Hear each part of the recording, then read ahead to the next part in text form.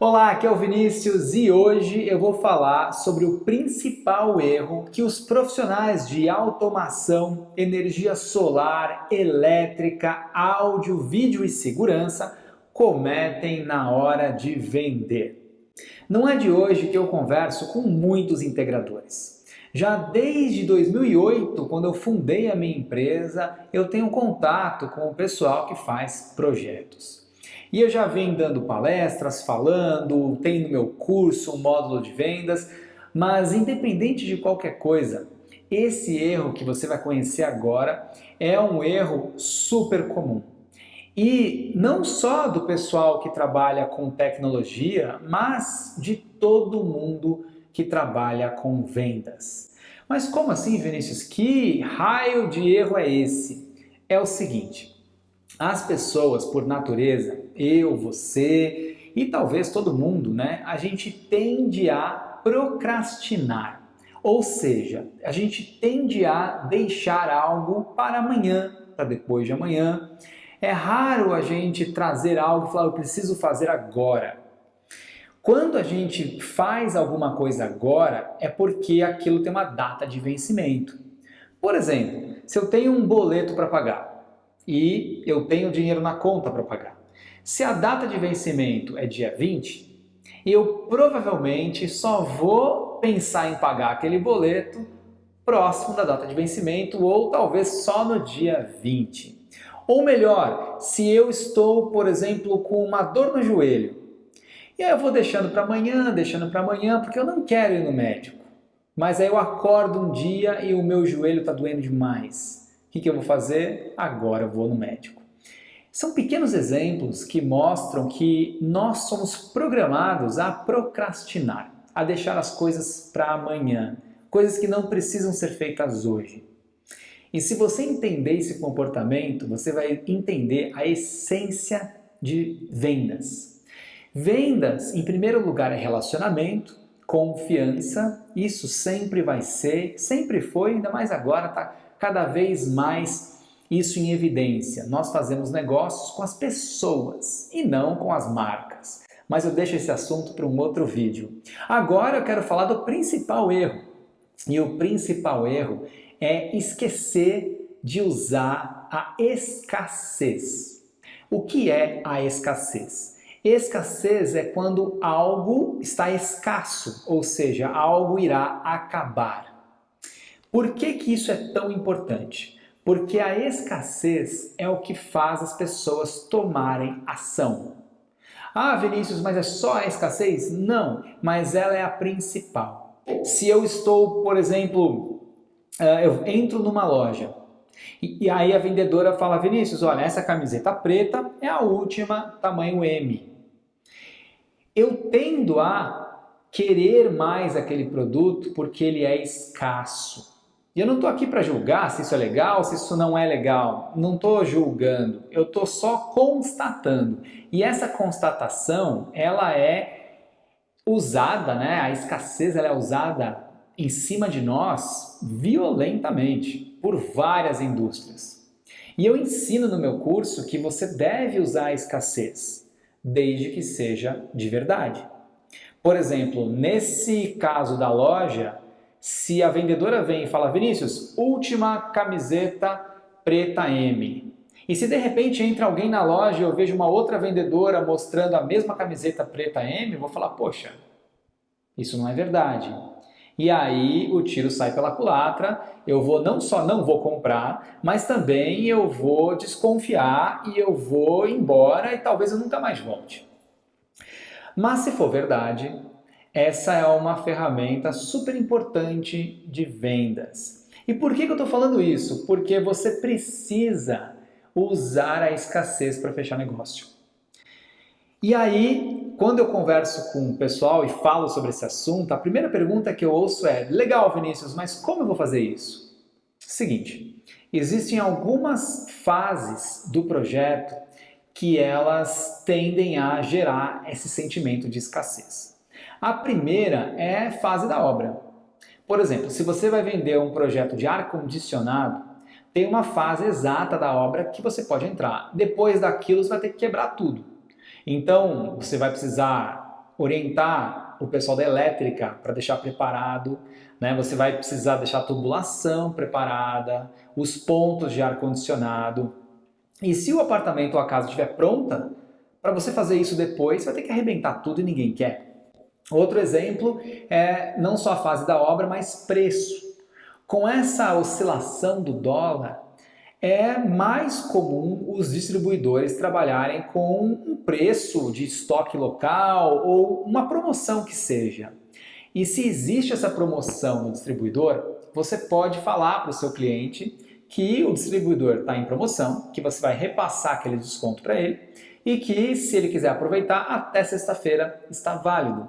Essa é uma escassez em forma de preço. Tem uma outra escassez que é tempo, prazo de entrega. Por exemplo, se você está com muito projeto, se você tem muita coisa acontecendo e agendou com o cliente para 20 dias, por exemplo, você pode falar para ele, olha, surgiu uma janela, eu posso te atender em, sei lá, 2 dias, porém a gente tem que fechar agora. Outra forma de escassez. Uma outra forma de você gerar essa escassez é também disponibilidade de produto, porque no Brasil a maioria dos produtos são importados. E produtos importados nem sempre os clientes têm, os distribuidores têm em estoque. Então, se você está fechando um projeto e você cotou nos distribuidores do áudio, do vídeo, de cabos, de automação elétrica, enfim, você fez todo aquele trabalho de cotação e mandou para o cliente. E aí você, se isso for verdade, você pode falar para ele e falar, olha, esse produto, esse são produtos que costumam acabar. E se acabar, o distribuidor demora geralmente 60 dias para repor. Vamos fechar agora e garantir que tem o produto num bom preço? É uma outra forma de escassez. Eu poderia falar aqui vários exemplos, mas qual que é o conceito que eu quero te passar nesse vídeo? Quando você manda uma proposta, seja ela por telefone, e-mail, WhatsApp, não importa. Isso é um outro assunto para um outro vídeo. Mas quando você manda uma proposta, essa proposta ela precisa ter algo escasso.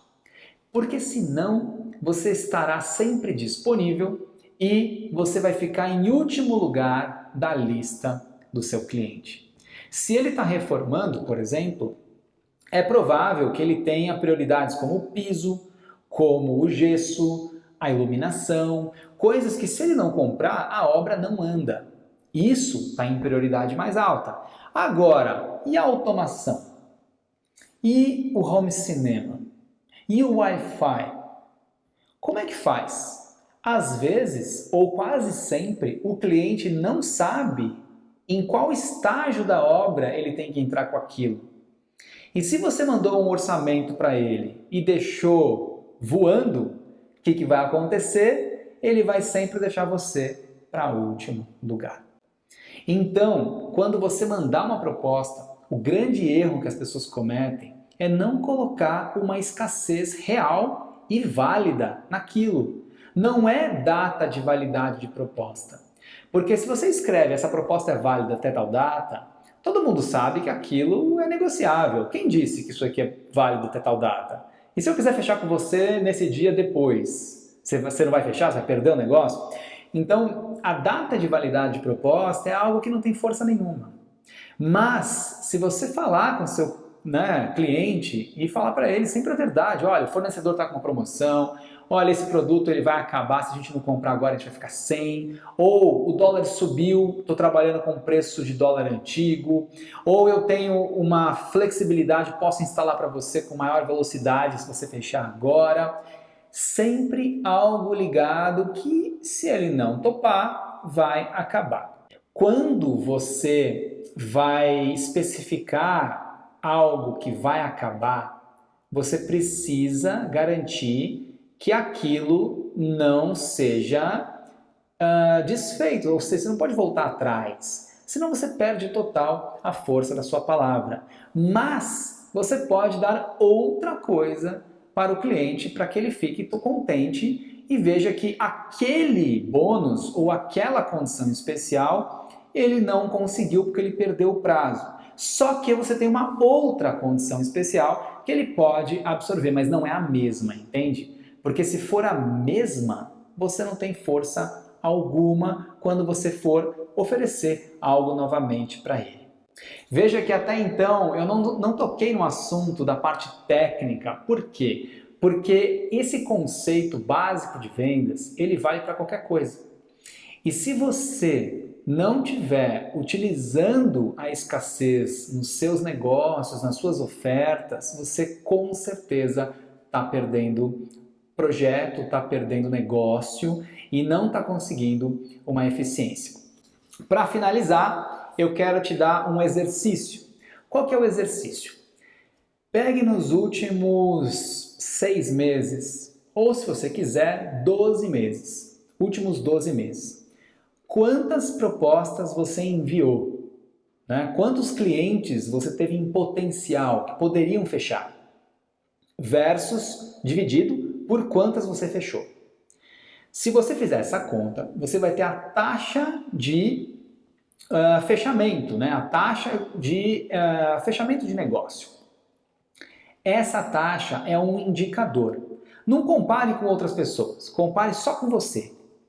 Ou seja, imagina que nos últimos 12 meses você enviou, enfim, 100 propostas e você fechou 30 propostas.